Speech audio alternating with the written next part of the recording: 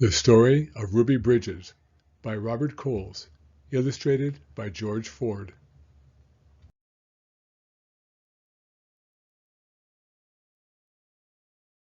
Ruby Bridges was born in a small cabin near Tylertown, Mississippi. "We were very poor, very, very poor," Ruby said. "My daddy worked picking crops. We just barely got by. There were times when we didn't have much to eat. The people who owned the land were bringing in machines to pick the crops, so my daddy lost his job, and that's when we had to move. I remember us leaving. I was 4, I think." In 1957, the family moved to New Orleans. Ruby's father became a janitor. Her mother took care of the children during the day. After they were tucked in bed, Ruby's mother went to work scrubbing floors in a bank. Every Sunday, the family went to church. "We wanted our children to be near God's Spirit," Ruby's mother said. "We wanted them to start feeling close to Him from the very start." At that time, black children and white children went to separate schools in New Orleans. The black children were not able to receive the same education as the white children. It wasn't fair, and it was against the nation's law. In 1960, a judge ordered 4 black girls to go to 2 white elementary schools. 3 of the girls were sent to McDonough, 19. 6-year-old Ruby Bridges was sent to first grade in the William Frantz Elementary School. Ruby's parents were proud that their daughter had been chosen to take part in an important event in American history. They went to church. "We sat there and prayed to God," Ruby's mother said, "that we'd all be strong, we'd have courage, and we'd get through any trouble, and Ruby would be a good girl, and she'd hold her head up high and be a credit to her own people and a credit to all the American people. We prayed long and we prayed hard." On Ruby's first day, a large crowd of angry white people gathered outside the Frantz Elementary School. The people carried signs that said they didn't want black children in a white school. People called Ruby names. Some wanted to hurt her. The city and state police did not help Ruby. The President of the United States ordered federal marshals to walk with Ruby into the school building. The marshals carried guns. Every day for weeks that turned into months, Ruby experienced that kind of school day. She walked to the Frantz school surrounded by marshals. Wearing a clean dress and a bow in her hair and carrying her lunch pail, Ruby walked slowly for the first few blocks. As Ruby approached the school, she saw a crowd of people marching up and down the street. Men and women and children shouted at her. They pushed toward her. The marshals kept them from Ruby by threatening to arrest them. Ruby would hurry through the crowd and not say a word. The white people in the neighborhood would not send their children to school.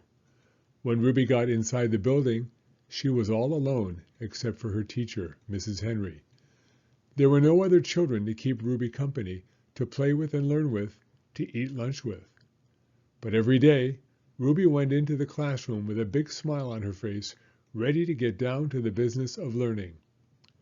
She was polite and she worked well at her desk, Mrs. Henry said. She enjoyed her time there. She didn't seem nervous or anxious or irritable or scared. She seemed as normal and relaxed as any child I've ever taught. So Ruby began learning how to read and write in an empty classroom, an empty building. "Sometimes I'd look at her and wonder how she did it," said Mrs. Henry. "How she went by those mobs and sat here all by herself and yet seemed so relaxed and comfortable." Mrs. Henry would question Ruby in order to find out if the girl was really nervous and afraid, even though she seemed so calm and confident. But Ruby kept saying she was doing fine. The teacher decided to wait and see if Ruby would keep on being so relaxed and hopeful, or if she'd gradually begin to wear down, or even decide that she no longer wanted to go to school. Then one morning, something happened. Mrs. Henry stood by a window in her classroom as she usually did, watching Ruby walk toward the school. Suddenly, Ruby stopped right in front of the mob of howling and screaming people. She stood there facing all those men and women. She seemed to be talking to them. Mrs. Henry saw Ruby's lips moving and wondered what Ruby could be saying. The crowd seemed ready to kill her. The marshals were frightened. They tried to persuade Ruby to move along. They tried to hurry her into the school, but Ruby wouldn't budge. Then Ruby stopped talking and walked into the school. When she went into the classroom, Mrs. Henry asked her what happened. Mrs. Henry told Ruby that she'd been watching and that she was surprised when Ruby stopped and talked with the people in the mob. Ruby became irritated.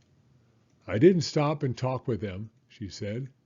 "Ruby, I saw you talking," Mrs. Henry said. "I saw your lips moving." "I wasn't talking," said Ruby. "I was praying. I was praying for them." Every morning, Ruby had stopped a few blocks away from school to say a prayer for the people who hated her. This morning, she forgot until she was already in the middle of the angry mob. When school was over for the day, Ruby hurried through the mob as usual. After she walked a few blocks and the crowd was behind her, Ruby said the prayer she repeated twice a day, before and after school. "Please, God, try to forgive those people, because even if they say those bad things, they don't know what they're doing.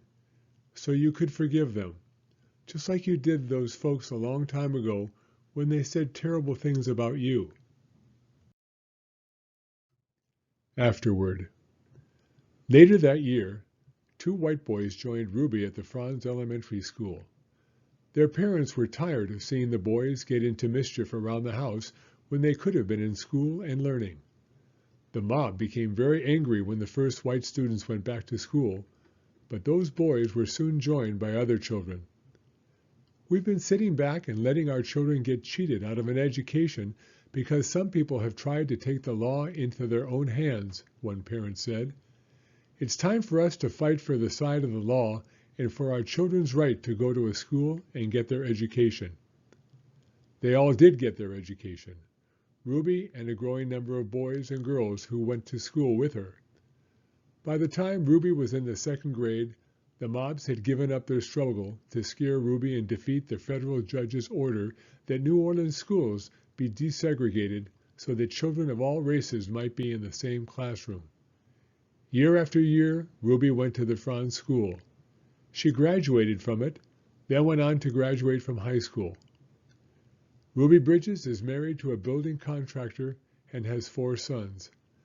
Now a successful businesswoman, she has created the Ruby Bridges Educational Foundation. With its focus on education, community, and the future of our nation's children, the foundation is especially dedicated to revitalizing the William Frantz School, which is located in the heart of the 9th Ward in New Orleans. Ruby is once again stepping to the forefront and embracing an opportunity to make history by contributing to the challenge that our nation is facing in the recovery efforts following Hurricane Katrina. There is also a special exhibit featuring Ruby's story at the Children's Museum of Indianapolis in Indianapolis, Indiana, called "The Power of Children, Making a Difference." The end.